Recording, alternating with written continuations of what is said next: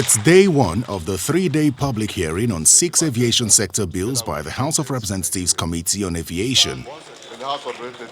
The Speaker of the House, in declaring the hearing open, observes the absence of critical stakeholders. First of all, the stakeholders don't show up from the private sector.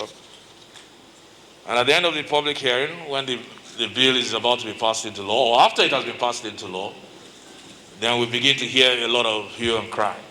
And as you can see now, not a single person from the private sector is here. Civil aviation in Nigeria has left where it used to be at the background.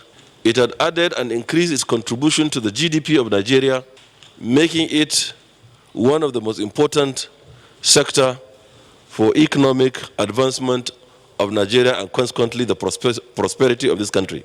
The NLC, in stating its position, is worried about classifying the aviation sector as an essential service provider. 60 years ago, under a democratic government, the first laws that Nigeria as a government, as a sovereign, adopted and ratified and domesticated is those conventions. Those provisions are clear provision in our labor law. And therefore, aviation sector does not fall under this category. It said armed forces, police is clearly stated in the labor law. The NLC president was also at the Senate hearing on the 6 bills, where he warned against playing into the hands of the private sector, whom he claims is pushing for the concessioning of the nation's airports. The attempt to replace authority with administration can only suggest an attempt to remove the management of our airports from possibly government control and ownership by the people.